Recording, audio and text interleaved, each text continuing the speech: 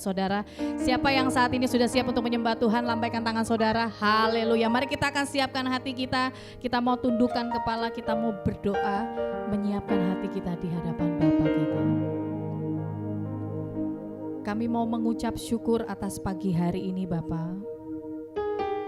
Kami mau mengucap syukur buat setiap musim kehidupan kami, banyak hal yang Tuhan telah lakukan atas hidup kami, baik dalam keadaan suka dan duka. Kami percaya bahwa Allah ada dalam hidup kami untuk memberikan kekuatan dan menyertai kami untuk agar kita tetap memandang kepada Tuhan. Terima kasih buat kesempatan pagi hari ini.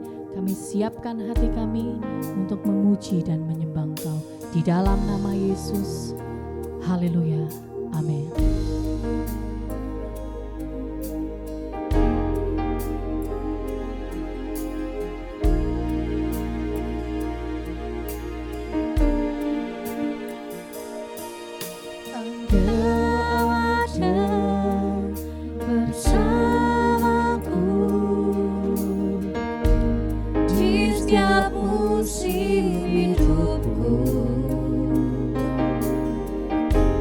Tak pernah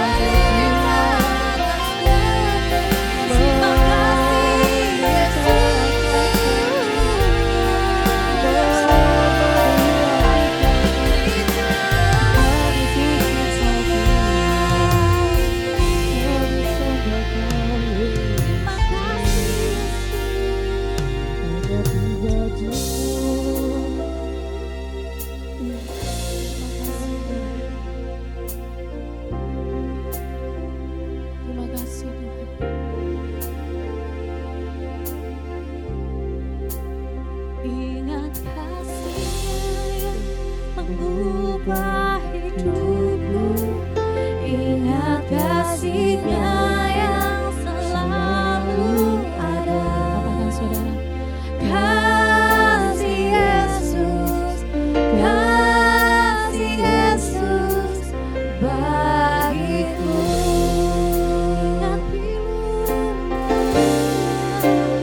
Ingat pilunya yang sembuhkan lukaku,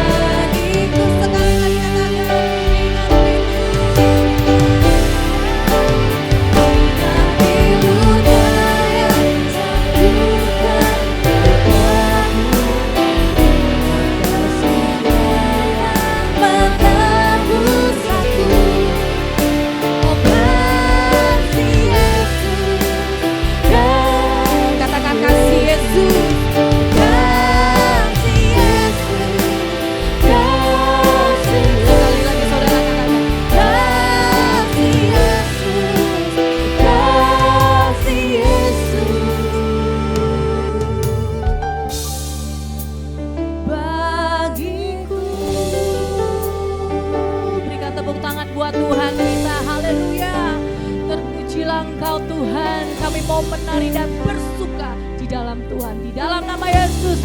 Haleluya. Amin. Berikan sekali lagi tepuk tangan yang meriah buat Tuhan kita. Haleluya. Bapak Ibu Saudara, saya undang bangkit berdiri, sama-sama kita mau menari dan bersorak bagi Tuhan. Hidup kita memang banyak masalah, tapi yang penting ada Tuhan Yesus, semua beres kabeh. Amin saudara, haleluya. Mari sama-sama kita mau memuji dan menyembah Tuhan. Mari sama-sama kita mau bertepuk tangan saudara.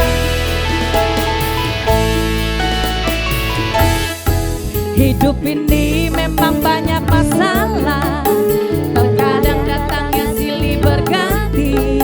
Jangan takut dan jangan gentar, katakan bersama Yesus kita hadapi. Hidup ini memang banyak masalah, terkadang datangnya silih berganti. Jangan takut, janganlah gentar, bersama Yesus siap hadapi. Yang penting ada Tuhan Yesus, ada Tuhan Yesus.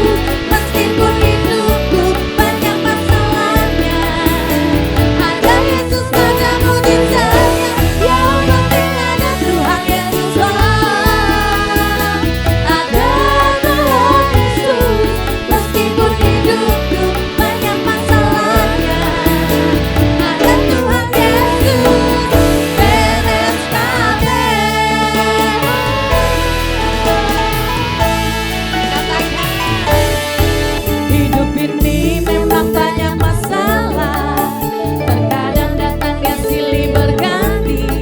Jangan takut dan jangan gentar, bersama Yesus kita hadapi. Sekali lagi katakan, hidup ini memang banyak masalah, terkadang datangnya silih berganti.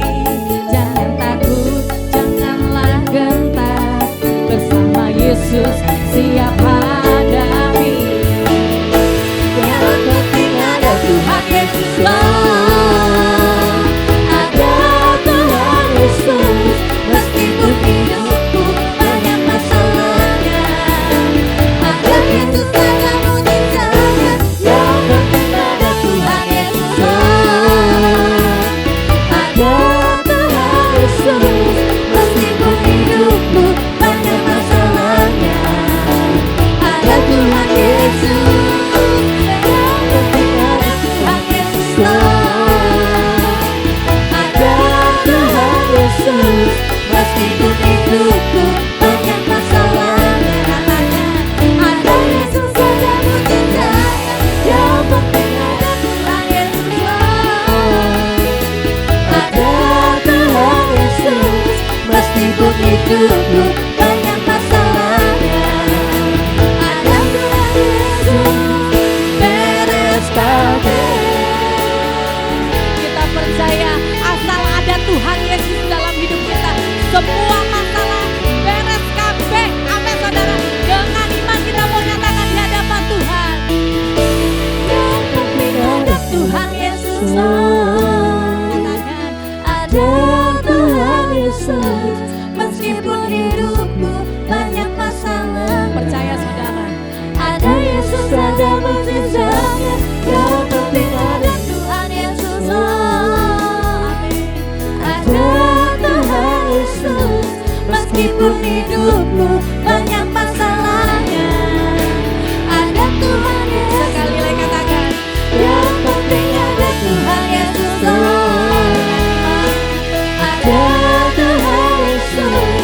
Meskipun hidupku banyak masalahnya, ada Yesus, ada mujizatnya. Yang penting ada Tuhan Yesus, ada Tuhan Yesus.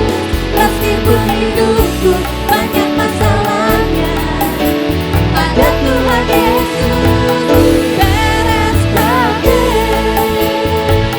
Mari lebih lagi kita mau nyatakan, yang penting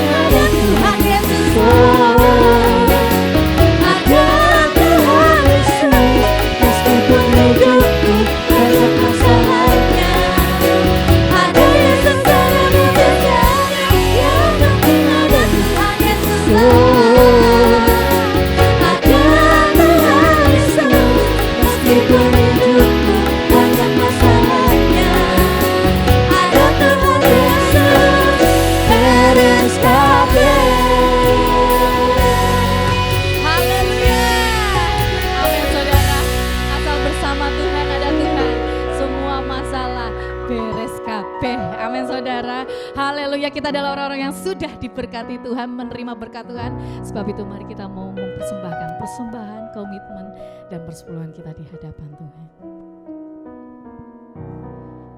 Bapa, kami mengucap syukur buat pagi hari ini. Kami percaya asal ada Tuhan dalam hidup kami tidak akan takut dan gentar. Dan sebab itu kami mengucap syukur buat segala berkat yang Tuhan limpahkan selama seminggu ini.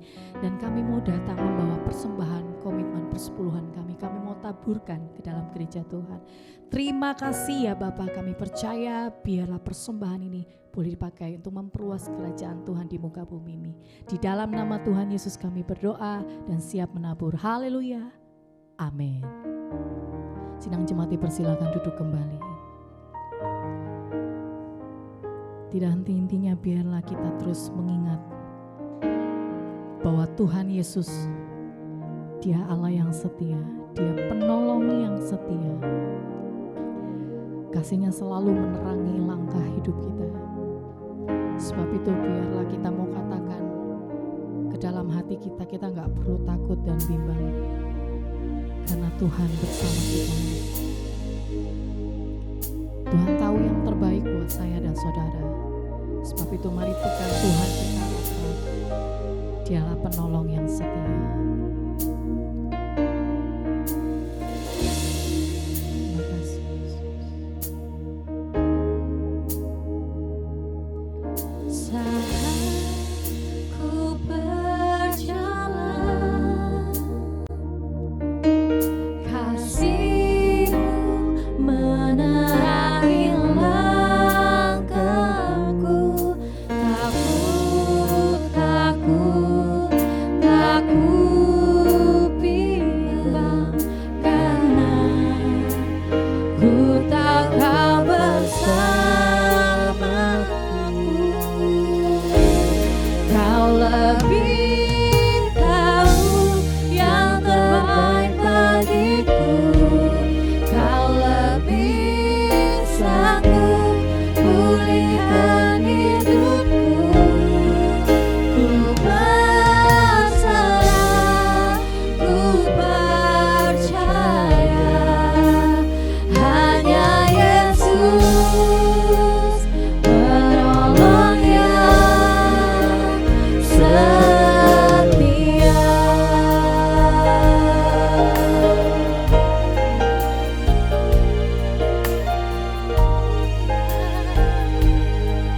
Mari nyatakan dengan segenap hati.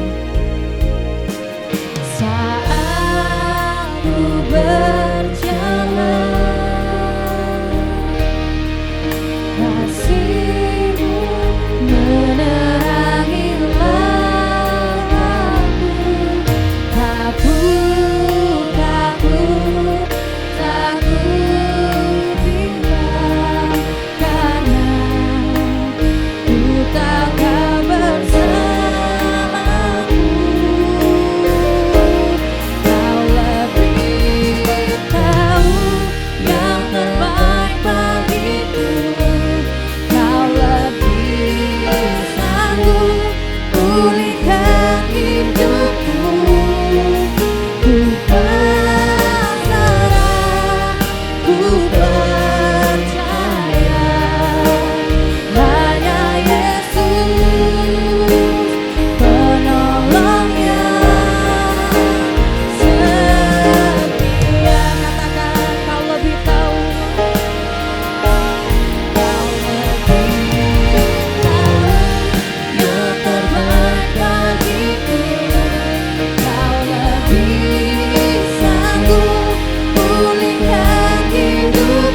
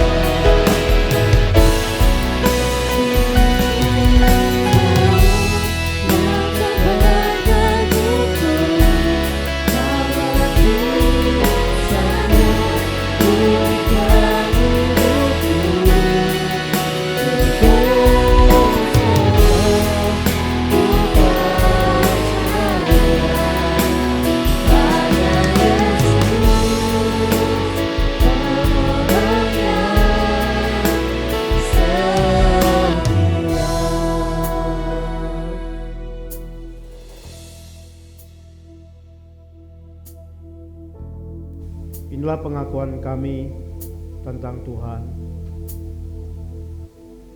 bahwa Tuhan lebih tahu tentang kami masing-masing, tentang pikiran kami, tentang rencana kami, bahkan tentang apa yang akan kami lakukan. Terima kasih Bapa. Biarlah Tuhan menolong kami melalui firman-Mu ini, membawa kami supaya kami benar-benar dapat memiliki iman yang nyata, iman yang hidup, iman yang membawa kami sanggup melakukan segala rencana Tuhan dalam hidup kami. Kami serahkan untuk anak-anak kami yang sebentar akan berpisah dengan kami. Mereka akan belajar firman-Mu. Tuhan memberkati guru yang membimbingnya. Biarlah sungguh-sungguh melalui pembelajaran ini anak-anak terus bisa bertumbuh semakin besar, semakin sehat, dan bahkan semakin mengerti, mengenal Yesus Kristus. Bahkan suatu saat dia percaya Yesus Kristus sebagai Tuhan dan Selamat pribadi mereka. Makasih Bapa di surga, dalam nama-Mu kami menyerahkan doa ini. Amin.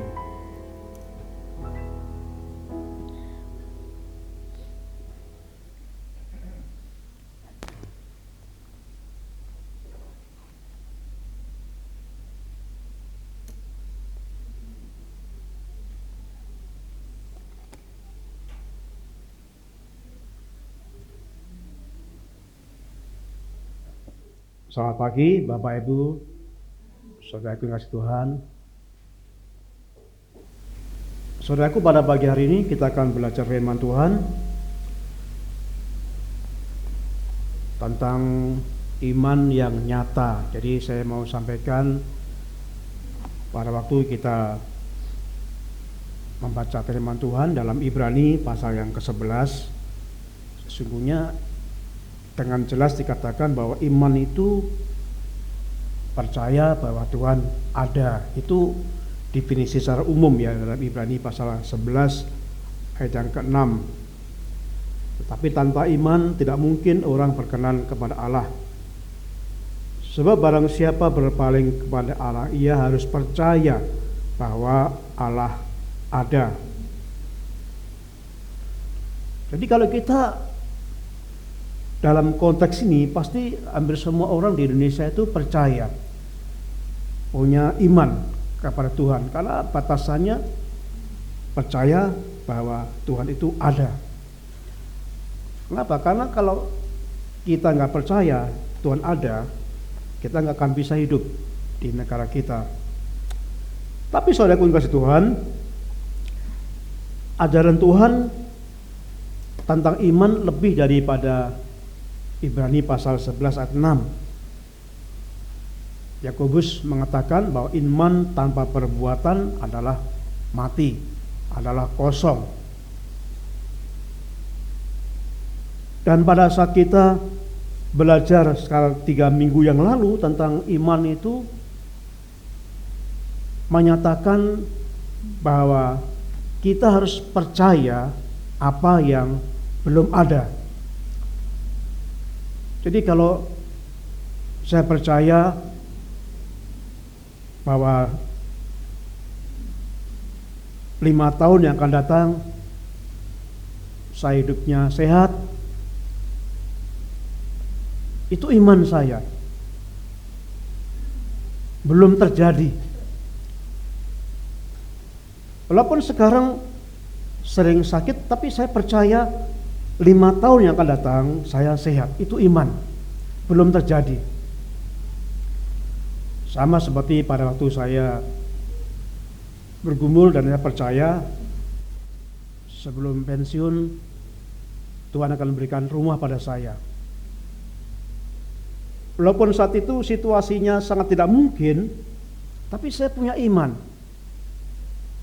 Dan puji Tuhan, Tuhan telah genapkan iman saya itu. Jadi iman itu berbicara tentang sesuatu yang belum terjadi. Bapak Ibu bisa beriman pada Tuhan apapun. Saya pernah membimbing pada seorang pasangan suami istri yang sudah menikah sekitar 9 tahun. Mereka mengharapkan punya anak, dan saya katakan, apakah Bapak dan Ibu percaya? Oh iya, saya percaya. Apakah Bapak Ibu yakin? Ya itu Pak. Ya itu, kalau yakin saya nggak yakin. Kenapa? Ya karena sudah 9 tahun kami nggak punya anak. Nah, aku cari paling sekarang ada banyak orang hanya percaya tapi nggak yakin.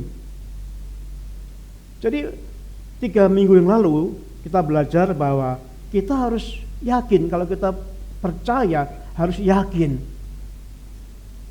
Ini seperti gambaran saya 3 minggu lalu, seperti seorang bapak mau membeli mobil, pergi ke showroom, melihat mobil-mobil yang dipajang, kemudian diberikan brosur tentang mobil, speknya apa, mereknya apa, dijelaskan dengan cukup jelas, rinci.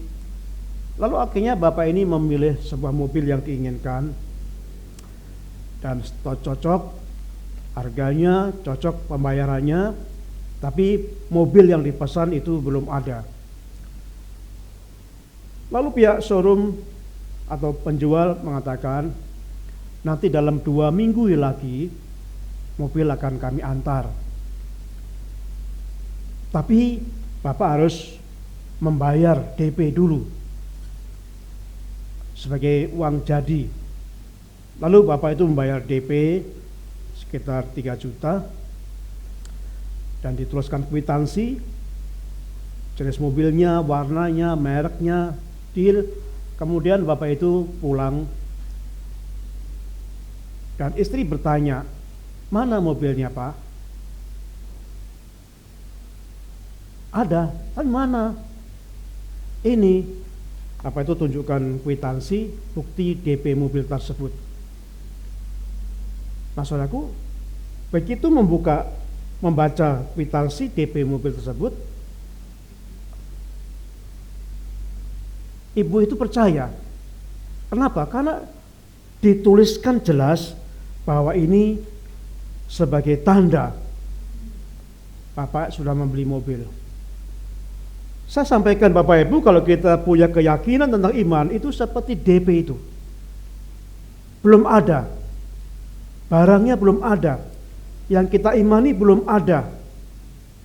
Tapi harus yakin benar. Yakin benar bahwa Tuhan sanggup menolong.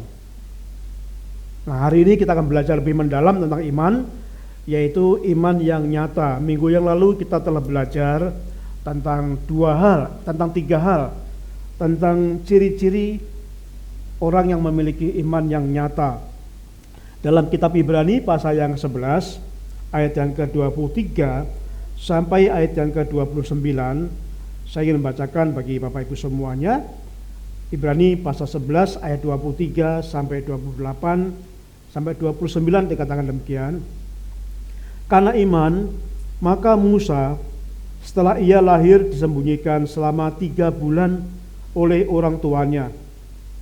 Karena mereka melihat bahwa anak itu elok rupanya dan mereka tidak takut akan perintah raja. Karena iman, maka Musa setelah dewasa menolak disebut anak putri Fir'aun, karena ia lebih suka menderita sengsara dengan umat Allah daripada untuk sementara menikmati kesenangan dari dosa.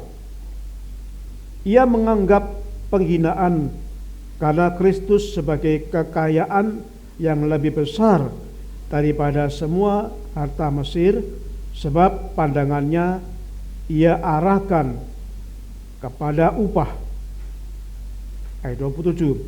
Karena iman, maka ia telah meninggalkan Mesir dengan tidak takut akan murka raja. Ia bertahan sama seperti ia melihat apa yang tidak kelihatan. Karena iman, maka ia mengadakan Paskah dan pemercikan darah, supaya pembinasa anak-anak sulung jangan menyentuh mereka. Karena iman, maka mereka telah melihat melintasi laut merah sama seperti melintasi tanah kering, sedangkan orang-orang Mesir tenggelam ketika mereka mencobanya juga. Saudaraku, dalam ini Ibrani pasal 11 ayat yang ke-23 sampai 29, ini konteksnya berbicara tentang tokoh yang sangat populer, yaitu tokoh yang besar yang kita pasti tidak akan pernah lupakan, yaitu seorang yang bernama Musa. Ayat 23, karena iman Musa. Jadi belajar tentang Musa. Musa contoh sosok yang mempunyai iman yang hidup, iman yang nyata, bukan iman yang hanya percaya, bukan iman yang hanya percaya Tuhan ada, bukan iman yang percaya pasti, tapi sungguh-sungguh punya keyakinan saat ini belum, tapi pasti akan ada. Nah, kita akan belajar ciri-ciri yang dimiliki Musa sebagai orang yang memiliki iman yang hidup itu. Minggu yang lalu kita telah belajar tentang 3 hal. Yang pertama, orang yang memiliki warisan iman. Jadi Musa itu memiliki iman diwariskan oleh orang tuanya. Orang tuanya pada waktu Musa lahir ada perintah dari Firaun supaya membunuh setiap hari bayi yang lahir laki-laki. Karena Firaun ketakutan jikalau populasi bangsa Israel di Mesir semakin besar, melebihi bangsa Mesir. Sangat diperintahkan supaya setiap laki-laki yang didapatkan harus dibunuh. Orang tua Musa tidak menghiraukan perintah raja itu, tidak takut dikatakan tadi. Orang tua Musa berusaha bagaimana supaya menyelamatkan bayi Musa ini. Lalu dibuatlah suatu anyaman dari tempat, dari kota itu ya. Kemudian bayi Musa yang usia 3 bulan ditaruh di dalam box, kemudian dihanyutkan aliran sungai Nil. Dengan keyakinan pasti Tuhan akan menolong. Jadi ini keyakinan yang keluar, pasti Tuhan akan menolong. Nah, saudaraku, ini bukti bahwa orang tua Musa ini mewariskan iman. Sebagai orang tua dia percaya bahwa anaknya ini akan diselamatkan melalui aliran sungai Nil itu. Yang kedua, Musa memiliki iman yang nyata karena Musa dikatakan lebih memilih sengsara menderita dibandingkan dengan hidup dalam dosa. Jadi kalau kita memiliki iman yang nyata, pasti kita lebih percaya, lebih memilih sengsara menderita dibanding dengan hidup dalam dosa. Ya kalau milihnya ya hidup enak tanpa dosa. Tapi kalau dihadapkan, apa enaknya hidup dalam istana Firaun tetapi hidup dalam dosa, ini bandingannya. Jadi Musa lebih memilih berkorban, meninggalkan segala kemewahan di istana Firaun, jikalau itu hidup dalam dosa. Itulah sebabnya Musa memilih meninggalkan segala kemewahan itu. Dan yang ketiga, memiliki kebijaksanaan dalam iman. Artinya apa? Iman itu tidak membagi buta. Iman itu harus bertindak berdasarkan pimpinan Roh Kudus, berdasarkan hikmat dari Tuhan. Tuhan memberikan hikmat pada kita, itu harus kita gunakan. Misalkan kalau sekarang ada banjir ya, Bapak Ibu sedang jalan perjalanan, naik motor atau apa, tiba-tiba ada banjir, ya kita jangan berkata, oh saya punya iman kok, saya percaya Yesus, saya akan terjang banjir ini, pasti Tuhan akan seperti Musa akan singkapkan laut itu. Ya enggak. Kita diberi hikmat, kalau ada banjir ya kita harus menghindar. Bukan berarti kita tidak beriman. Tapi iman itu juga mempunyai pertimbangan hikmat itu, tidak membabi buta. Saya melihat tayangan televisi, ada seorang pengendara mobil sudah diberitahu banjir, tapi dia coba lintas itu, terjang. Dan akhirnya mobilnya terbawa hanyut dan masuk dalam sungai. Nah, saudaraku, itu contoh. Bukan berarti pada waktu COVID kemarin ada banyak hamba-hamba Tuhan, ya saya percaya Yesus kok, nggak mungkin Tuhan akan menyerang saya dengan COVID. Ya mati benar, saudaraku. Bukan seperti itu. Iman itu menggunakan hikmat dari Tuhan, kebijaksanaan Tuhan, bukan membabi buta. Nah, yang keempat kita akan pelajari tentang ciri iman yang keempat. Jadi yang pertama ini warisan, yang kedua ini adalah pengorbanan iman, yang ketiga adalah mempunyai kebijaksanaan. Musa meninggalkan Fir'aun dan dia pergi ke padang gurun Median, bukan takut, tetapi karena dikejar-kejar Fir'aun dan prajurit-prajuritnya, dia nggak berani, nggak memilih mati konyol waktunya itu.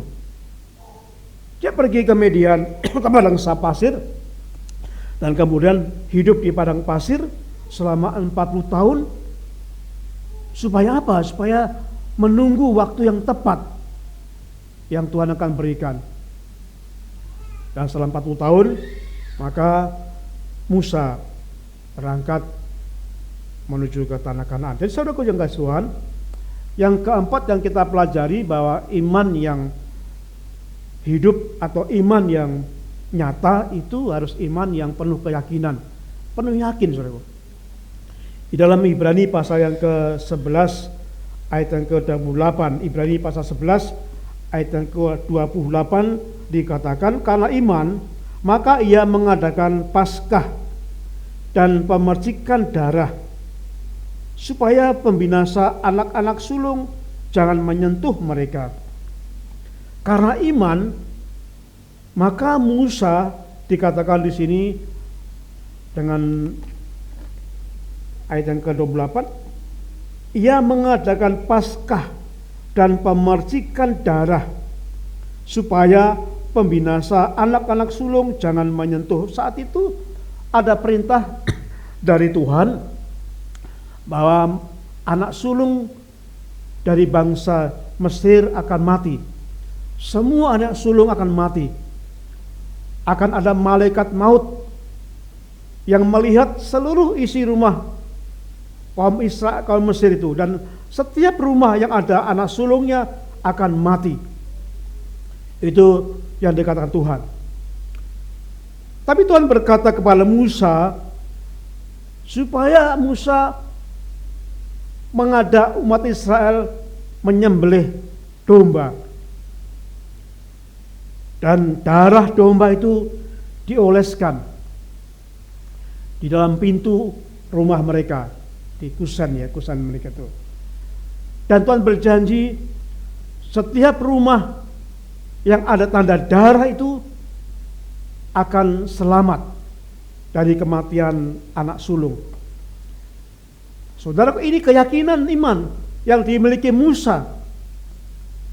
Ya, saya nggak tahu apakah hubungannya kematian dengan darah itu. Kadang-kadang nggak masuk akal. Mungkin kalau kematian akan lewat jikalau dijaga atau semua anaknya dilindungi atau ada pengawasan dokter yang luar biasa, mungkin lebih masuk akal. Tapi dikatakan Musa sembelih domba, dan seluruh rumah kaum Israel harus engkau olesi dengan minyak, dengan darah itu.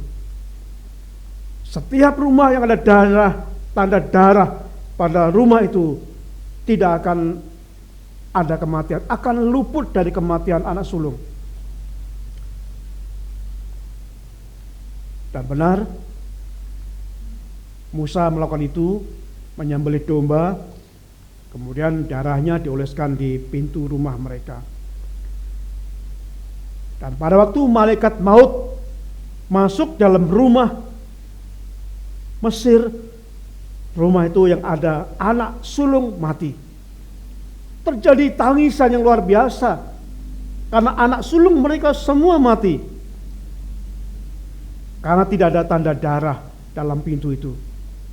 Dan ketika masuk rumah bangsa Israel yang semuanya ada tanda darah dalam pintunya, anak sulungnya tidak mati. Saudara, itu keyakinan iman. Apakah ada hubungannya? Tidak ada. Tetapi itu perintah Tuhan. Kalau kita punya keyakinan atas perintah Tuhan, jangan ragu-ragu, lakukan. Karena perintah Tuhan itu pasti akan benar. Saya pernah, sudah lama sih, saya kunjungan ke beberapa jemaat. Biasanya waktu saya masih muda itu sering kunjungan naik Vespa dia. Ketika waktu itu seperti biasa saya akan kunjungan, sudah keluar cukup jauh. Lalu dalam hati saya seperti ada perkataan gini, putar balik. 3 kali putar balik. Dan saya putar balik, saudara. Saya nggak tahu setelah putar balik mau apa. Ya, saya putar balik aja. Dan tiba-tiba Tuhan arahkan mata saya pada salah satu kontrakan jemaat. Belum anggota gereja, tapi orang yang pernah datang ke gereja kami. Kami datang dan ternyata di situ ada 2 dari saksi Yehova sedang mengajarkan mereka, mengajarkan bahwa keselamatan itu bukan dari Yesus. Kemudian saya perkenalkan kepada saksi Yehova itu, Ibu, saya pendeta, ini jemaat saya, jadi maaf, Ibu jangan mengajarkan jemaat ini. Dia pulang. Lalu saya mengajar Ibu ini, ajarkan tentang keselamatan, cukup lama, dan akhirnya Ibu itu percaya bahwa Yesus Kristus satu-satunya juru selamat bagi yang percaya kepadanya. Saya bimbing, kemudian saya berdoa.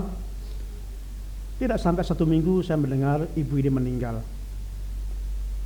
Saya percaya ibu ini meninggal dalam kondisi percaya kepada Yesus, masuk surga bersama Yesus. Maksudku yang kasih Tuhan, kalau kita mendengarkan peka kepada apa yang suara Tuhan, jangan ragu, pasti Tuhan akan menyampaikan sesuatu yang sangat penting dalam hidup kita. Saya pernah mengikuti retreat doa di Pamulang bersama teman-teman pendeta interdenominasi di Pamulang, itu di Lembang. Setelah retreat doa 3 hari 3 malam, kami didoakan oleh seorang pembicara. Itu seorang pendeta, bukan gereja karismatik, tapi pendeta gereja GKI. Sudah Parkinson gini. Semua doakan satu-satu, dan pada waktu kami doakan, jelas saya dengar, anakku, engkau harus mengubah pola pelayanan kamu. Hanya itu saja. Engkau harus mengubah pola pelayanan kamu. Saya nggak bisa tidur. Apa maksudnya Tuhan? Mengubah yang bagaimana? Bukankah aturan gereja selama ini seperti itu? Tidak lama kemudian terjadi perubahan yang luar biasa. Ada masalah besar, sehingga kami tidak punya gedung gereja lagi. Tidak bisa menggunakan buku nyanyian merah itu lagi karena nggak punya. Kami ditampung ke gereja, dan gereja itu menyiapkan lagu-lagu bukan buku merah, dan mau nggak mau kami belajar itu. Kami belajar menyembah Tuhan dengan cara yang berbeda seperti biasanya. Memulai memuji Tuhan dengan tidak menggunakan buku merah itu lagi. Kenapa? Karena nggak ada. Memulai memuji Tuhan dengan fokus bukan pada tulisan, tapi pada hati yang terjebak Tuhan, menyembah Tuhan. Tuhan bawa kami mengikuti bersama dengan beberapa gereja baptis di Celanda SPK waktu itu. Mulai dilatih. Jadi didoakan, disiapkan hati kita. Kemudian saudaraku, intinya kami mulai dipercaya. Ada orang tiba-tiba masuk dalam rumah pastori kami nggak kenal. Ada salah tua, naik motor butut, masuk di pastori. Ada apa, Pak? Saya minta didoakan. Saya bingung, Bapak siapa? Saya minta doakan. Saya bawa, waktu itu belum ada ruang doa, kami bawa di gudang waktu itu, kami doakan dengan ibu. Waktu saya berdoa, Tuhan berbicara dalam hati saya, telinga. Saya jamah telinga itu, saudaraku, Bapak itu berteriak. Dia lawan kesakitan. Saya bingung. Kenapa? Karena nggak punya pengalaman sebelumnya. Kemudian dia tersungkur dan singkat cerita dia berkata, telinga saya bisa mendengar lagi. Lalu ada banyak orang kirim pada kita, ada banyak masalah, ada orang kepahitan, ada anak muda sudah 20 tahun lebih tidak mau bertemu dengan orang tua dan mamahnya karena kebencian sejak lahir. Kita layani, dipulihkan. Ada orang yang sudah diakur dengan suaminya cukup lama, dipulihkan dan lain sebagainya. Tadi saya tahu ternyata ini Tuhan mengubah pola pelayanan seperti ini. Bukan lagi pelayanan yang hanya berdasarkan akal saja, tapi pelayanan sungguh-sungguh. Yang Tuhan inginkan pemulihan hati itu. Saya baru tahu setelah sekian tahun, ternyata ini yang dimaksud Tuhan, engkau harus mengubah pola pelayanan kamu. Saudaraku yang kasih Tuhan, apapun yang Tuhan perintahkan, jangan ragu. Lakukan. Yakinlah bahwa Tuhan memberikan perintah itu punya maksud. Terus sebabnya dibutuhkan kita peka mendengar suara Tuhan. Bagaimana caranya? Nah, supaya kita peka kepada suara Tuhan, kita sering membaca firman Tuhan. Kita sering komunikasi dengan Tuhan. Saya sekarang ini tinggal berdua, di rumah tinggal berdua. Saya panggil istri saya, bro. Jangan suka marah bro ya, kita tinggal berdua bro. Ngapain bro, sedih bro? Jangan sedih bro. Saya ingin komunikasi lebih akrab. Saya percaya kalau komunikasi kita lebih akrab dengan Tuhan, kita peka. Apa yang ingin Tuhan sampaikan? Ada kepekaan dalam hati. Mungkin kita nggak bisa mendengar dari telinga kita, tapi hati kita peka. Nah, supaya itu saudaraku, mari kita akan sungguh-sungguh meyakini. Iman yang nyata harus meyakini dengan benar apa yang Tuhan sampaikan itu adalah benar. Apa yang disampaikan itu adalah punya maksud yang baik. Saudaraku yang kasih Tuhan, pada waktu Musa diperintahkan memercikkan darah itu melambangkan Kristus yang mati di kayu salib. Darahnya menyelamatkan orang yang percaya. Itu lambang. Dan Tuhan memberikan perintah. Kalau kita membaca dalam ayat yang tadi, yang kita baca tadi, dalam ayat yang Keluaran pasal yang ke-12 ayat yang ke-14, atau di sini ayat yang ke-28 dikatakan, Ibrani 11:28, karena iman maka ia mengadakan Paskah dan percikan darah supaya pembinasa anak-anak sulung jangan menyentuh mereka. Di dalam Keluaran pasal yang ke-12 ayat 14 Hari ini akan menjadi hari peringatan bagimu. Kamu harus merayakannya sebagai hari raya bagi Tuhan, turun-temurun. Kamu harus merayakannya, diulang 2 kali. Kamu harus merayakannya sebagai ketetapan untuk selama-lamanya. Hari apa yang kita peringati? Yaitu hari Paskah. Kadang-kadang ada banyak orang tidak berani melupakan ulang tahun istrinya karena takut istrinya marah. Kok ulang tahun saya nggak dirayakan? Tapi orang tenang saja, nggak peduli dengan hari Paskah, nggak peduli dengan hari Natal, nggak peduli hari kematian Tuhan Yesus. Mereka ikut tenang aja, ini kan hari libur. Hari libur ya kita pergi.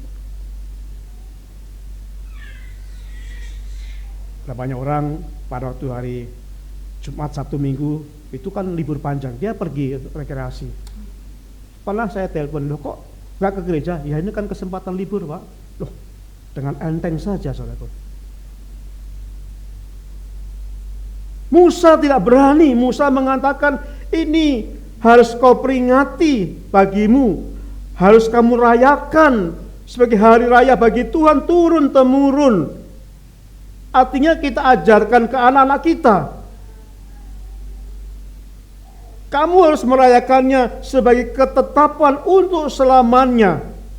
Jadi bukan libur saudaraku. Itu hari kita bersyukur bahwa Tuhan menyelamatkan saya. Bahwa Tuhan harus lahir di bumi ini.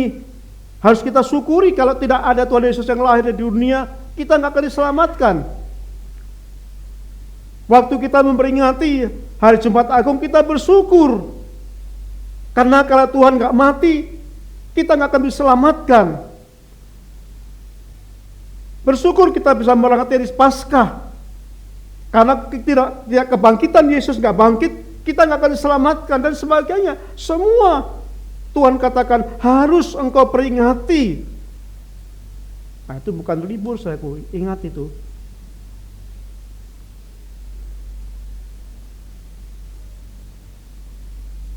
Dengan kesempatan libur, ya masa bodoh lah. Yang penting kami happy, ya ingat. Suatu saat Tuhan akan ingatkan saudara.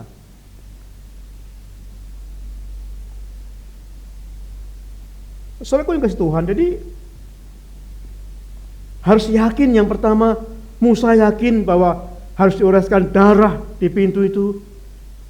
Karena Tuhan berjanji, setiap rumah ada tanda darah merah di depan rumahnya, pintunya akan luput dari kematian. Yakin, karena Musa yakin, Musa melakukannya. Apakah saudara yakin? Kalau saudara yakin, pasti saudara akan melakukannya. Apa yang dikatakan Tuhan? Yakini bahwa itu adalah suatu kebenaran.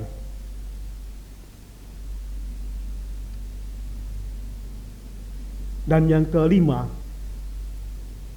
tanda iman yang hidup.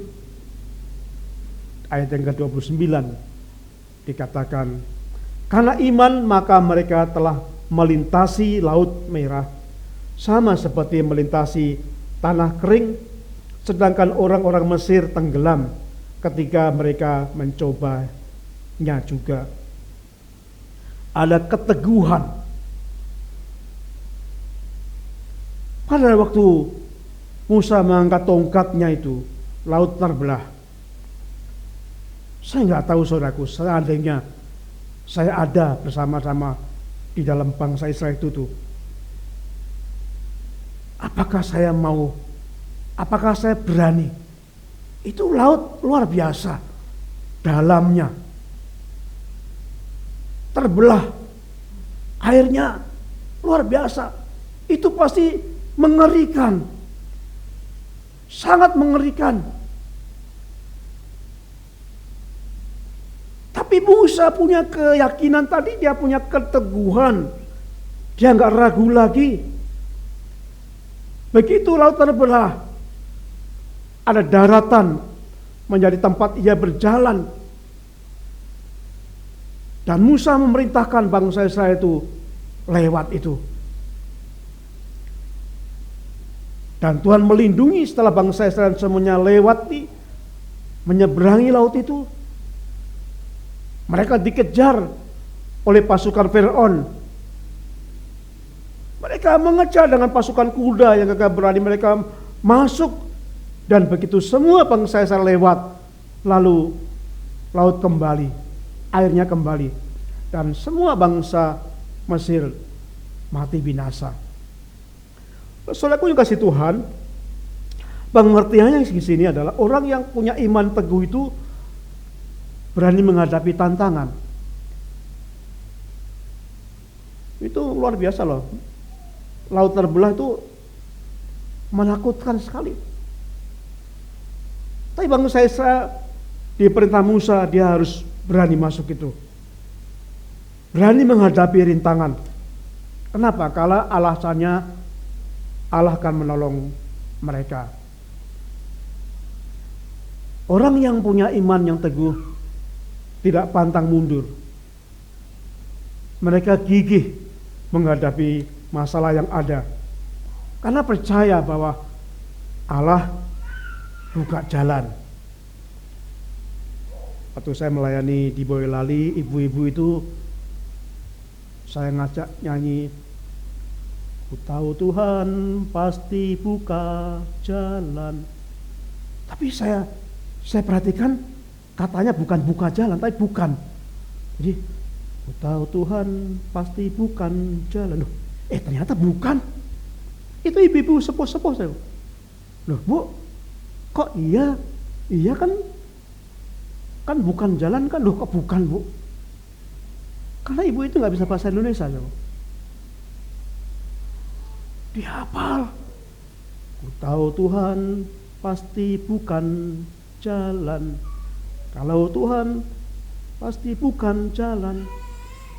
Saya benahi pelan-pelan. 3 minggu kemudian saja, tetap saja, ku tahu Tuhan pasti bukan jalan.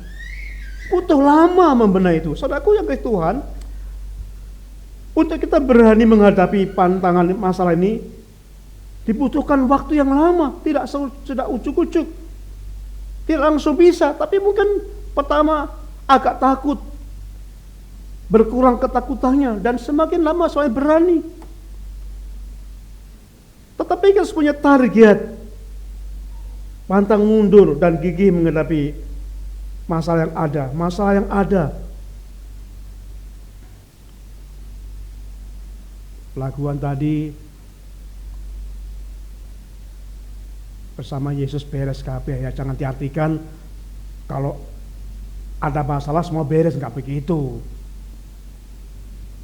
Itu kan visinya pengarang itu dengan pengertian, ya kalau kita bersama Yesus, ya pasti kita hadapi bisa gitu. Bukan beres, bukan menghilangkan masalah, enggak. Itu pasti begitu maksudnya pengarang itu. Ada masalah, silih berganti. Tapi Tuhan berjanji akan menolongnya, menguatkannya, membimbingnya. Tuhan tidak berjanji mengambil masalah, enggak ada. Tuhan enggak pernah berjanji pada kita percaya Yesus hidup tanpa masalah, enggak. Tapi justru masalah itu akan menguatkan kita. Masalah itu akan membuat kita semakin dekat dengan Tuhan. Semakin kita mendekat kepada Tuhan, semakin kita percaya Tuhan. Nah itu, kalau kita hidup seperti itu, ya masalah beres. Bukan gak ada masalah, tapi kita akan mampu mengatasi semuanya. Bapak Ibu, kita mendengar tentang Thomas Alva Edison, itu penemu lampu pijar itu lebih dari 1000 kali gagal. Tapi enggak pantang mundur, tetap gigih berjuang terus. Terus akhirnya setelah 1000 lebih gagal, akhirnya berhasil menemukan lampu pijar. Karena ulet dan sekarang itu berguna bagi masyarakat lebih luas. Ada gambar yang saya ingin sampaikan Bapak Ibu tentang Napoleon Bonaparte. Ini seorang pasukan perang yang luar biasa, panglima perang luar biasa Prancis, hampir tak pernah kalah perang, selalu menang perang. Lalu ada orang yang bertanya, apa Napoleon, apa resepnya kok Anda selalu menang dalam peperangan? Apakah pasukan Anda begitu hebat dilatih? Apakah setiap mau perang dilatih? Napoleon berkata, enggak. Setiap mau perang, kami panggil satu persatu pimpinan panglima perang itu, pimpinan perang itu. Saya panggil satu persatu, masuk ke ruangan saya. Saya enggak banyak berkata, saya tatap wajahnya dan kami salami, selamat berjuang. Hanya itu saja, saya tatap wajah mereka satu persatu dan saya berjabat tangan. Keluar, satu lagi maju, masuk ruangan saya, sama, saya tatap wajahnya, saya salami, selamat berjuang. Hanya saja. Bapak Ibu tahu, kenapa Musa menjadi orang yang punya kuasa, punya iman yang luar biasa? Musa itu pernah berhadapan muka dengan Tuhan. Musa mengenal Tuhan secara pribadi. Napoleon, kunci perangnya adalah mengenal pribadi pimpinan perang mereka satu persatu. Musa beriman karena dia kenal Tuhan. Dia mengalami pengalaman bersama dengan Tuhan. Jadi dia kenal benar dengan Tuhan. Musa mengawali semua yang akan diambil keputusannya, diawali dengan menghadap Tuhan, menyerahkan kepada Tuhan. Saya percaya Bapak Ibu yang ke Tuhan, tidak ada mustahil bagi Tuhan. Amin. Tidak ada yang berkata tidak bagi Tuhan. Semuanya masih bisa mungkin. Dokter mungkin berkata, ibu, bapak, ibu tidak mungkin punya anak. Tapi Tuhan bisa buka. Ada pengalaman. Dan akhirnya keluarga ini punya anak. Walaupun sudah 9 tahun tidak punya anak. Ada dokter berkata tidak mungkin bisa disembuhkan. Tapi bagi Tuhan itu bisa mungkin terjadi. Bisa mungkin sembuh. Mungkin saudara berkata tidak mungkin saya bisa bekerja dengan baik. Mendapatkan jabatan yang baik. Tapi bagi Tuhan itu sesuatu bisa terjadi. Itu masalah iman. Iman sesuatu yang belum terjadi, yang belum kita lihat. Tapi kalau kita punya keyakinan sungguh-sungguh melakukan bersama dengan Tuhan, hidup bersama dengan Tuhan, dekat dengan Tuhan, akrab dengan Tuhan, mendengarkan apa yang Tuhan katakan dan berusaha melakukan taat kepada perintah Tuhan, apapun yang Tuhan katakan, saya percaya sesuatu yang tidak mungkin bagi manusia itu mungkin bagi Tuhan. Itu sebabnya Bapak Ibu yang kasih Tuhan, bila kita mempelajari tentang 5 tanda-tanda ini, mari kita akan mewariskan iman kepada anak kita. Ini penting. Timotius diwarisi imannya dari neneknya Lois, diberi warisan oleh ibunya Eunike, sehingga Timotius mempunyai iman yang kuat. Kita harus mewariskan iman kepada anak kita. Jangan hanya wariskan materi, jangan hanya wariskan ilmu, itu memang penting, tapi penting juga mewariskan iman kepada anak kita. Yang kedua, kita harus memilih hidup yang benar walaupun menderita. Jangan tinggalkan Yesus demi kesenangan saudara, dengan keinginan saudara, tapi berkorban untuk kesenangan, asalkan iman kita tetap bersama dengan Tuhan. Yang ketiga adalah kebijaksanaan iman. Jangan berbuat konyol. Iman harus ada pertimbangan. Ketika Saulus percaya Yesus bertobat, Saulus dikejar-kejar oleh orang Kristen waktu itu karena dianggap mata-mata. Saat itu Paulus tidak berkata, silakan saya percaya Yesus, bunuh saja. Tidak. Saulus melarikan diri. Itu menggunakan pertimbangan iman, kebijaksanaan iman. Dan yang keempat, harus punya keyakinan. Apa yang Tuhan perintahkan, lakukan. Dibutuhkan kepekaan hati kita, membangun hubungan dekat dengan Tuhan, supaya kita peka apa yang Tuhan inginkan dalam hidup kita. Dan yang kelima adalah teguh, berani berjuang menghadapi masalah. Jangan putus asa, percayalah semuanya belum berakhir sampai Tuhan menyatakan dalam hidup saudara. Bila firman Tuhan ini akan menolong kita, memberikan hidup kita, supaya kita benar-benar memiliki iman yang hidup, iman yang nyata, yang sungguh-sungguh nyata dalam hidup kita. Amin. Terima kasih Tuhan Yesus untuk firman-Mu pada pagi hari ini. Biarlah kami boleh belajar firman-Mu ini. Biarlah kami sungguh-sungguh boleh meneladani Musa yang memiliki iman yang begitu nyata dalam hidupnya. Terima kasih Bapa. Terima kasih Tuhan.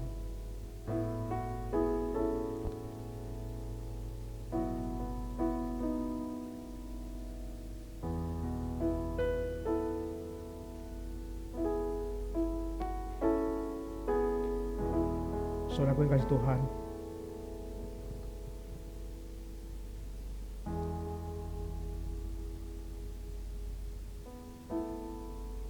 mungkin saudara punya pergumulan.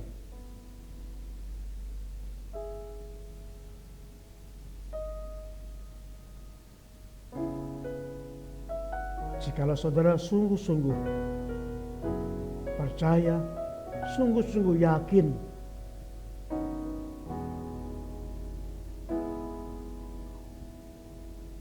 hal itu akan terjadi dalam hidup saudara, lakukan seperti yang Musa ajarkan. Berikan teladan pada kita pagi hari ini. Berani menolak kesenangan-kesenangan. Jikalau itu membuat kita berdosa di hadapan Tuhan, bertentangan dengan firman Tuhan,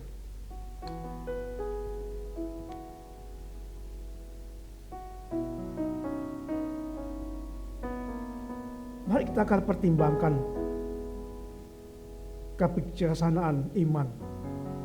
Hikmat, perlu hikmat dalam menerapkan iman kita. Apakah itu benar-benar pimpinan Tuhan, kehendak Tuhan, atau itu keinginan pribadi saudara?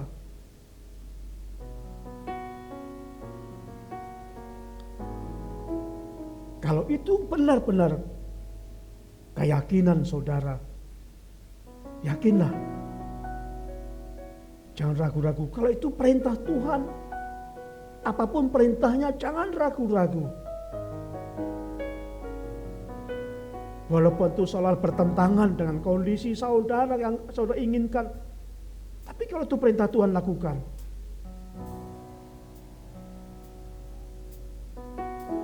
Saudara punya keyakinan dan taat kepada setiap perintah Tuhan, dan tetap punya keteguhan iman berjuang.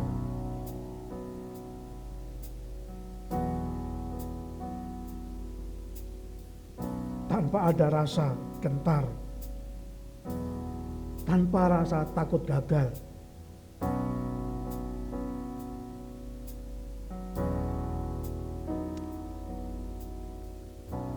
Iman itu belum melihat, belum terjadi. Tapi Tapi jika saudara percaya, sesuatu bisa mungkin terjadi.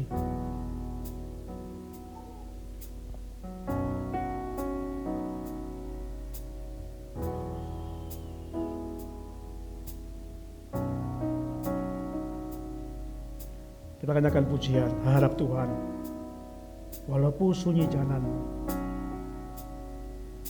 harap Tuhan, walau doamu hampa, walaupun kita berdoa lama, tapi belum dijawab, jangan putus asa. Memang iman berbicara tentang apa yang belum terjadi. Harap Tuhan, walaupun saat ini engkau sakit, percayalah, Tuhan akan memberikan kesembuhan sesuai dengan iman yang ada pada kita. Harap Tuhan, walaupun engkau gagal dalam pekerjaan, gagal dalam apapun, tapi kalau saudara merindukan itu, minta pada Tuhan, pasti akan terjadi. Kita nyanyikan pujian ini. Harap Tuhan.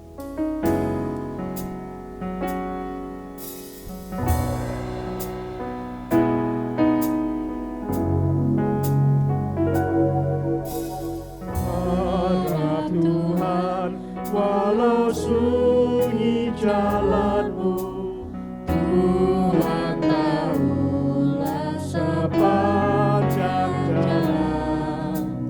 Tidak pernah hamba-Nya ditinggalkan. Harap Tuhan, harap Tuhan, harap Tuhan, walau doamu hampa, lama dinantikan jawabannya. Jangan bimbang, percayalah dan sabar.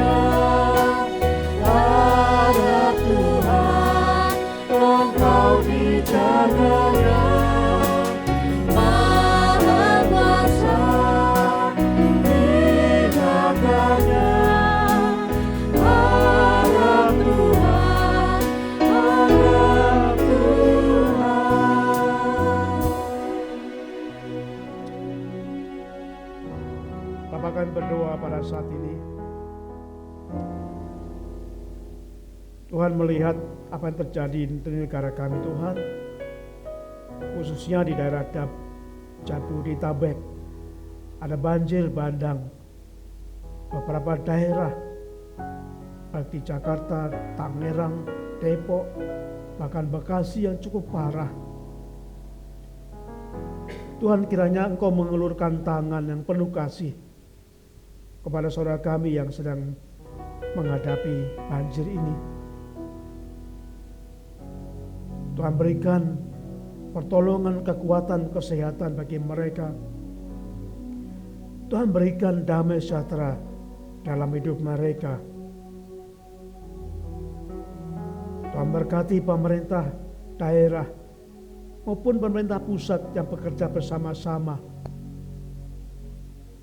Berkati Tuhan, berkati untuk Kementerian Sosial, sehingga mereka dapat menolong saudara kami yang dalam korban ini.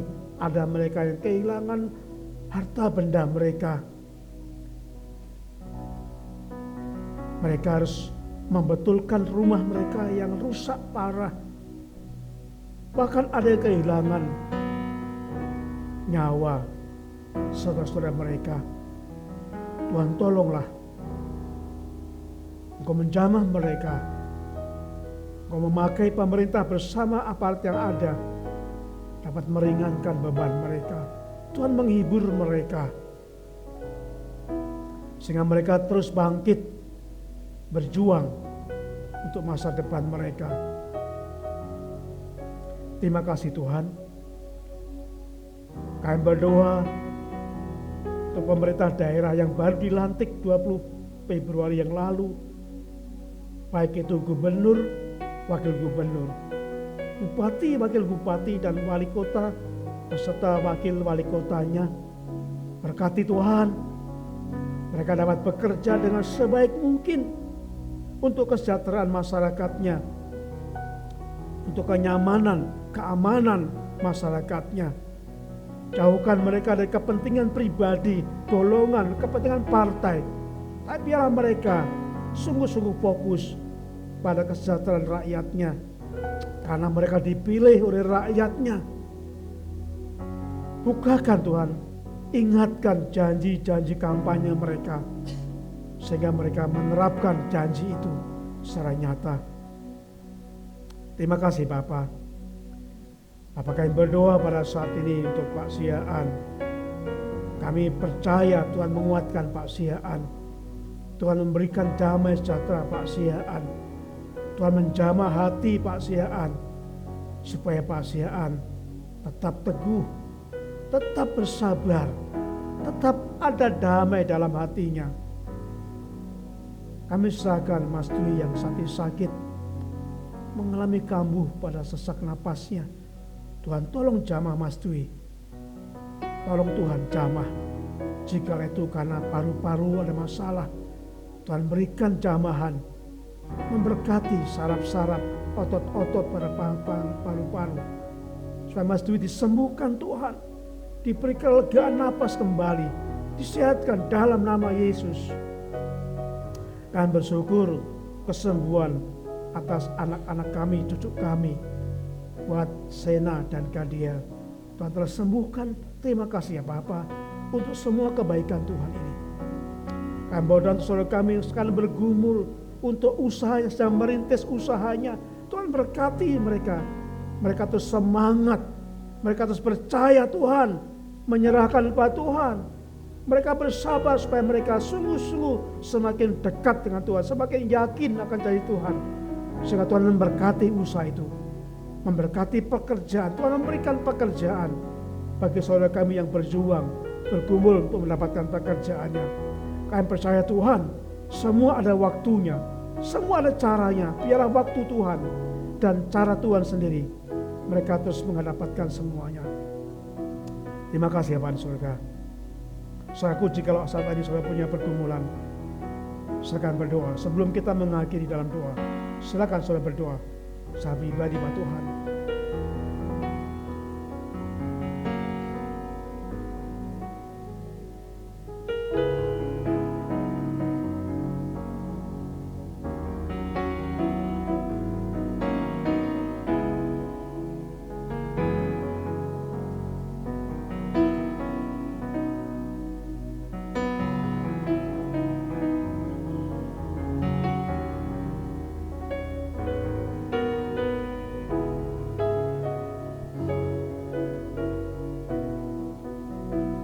Kita akan berdiri bersama-sama.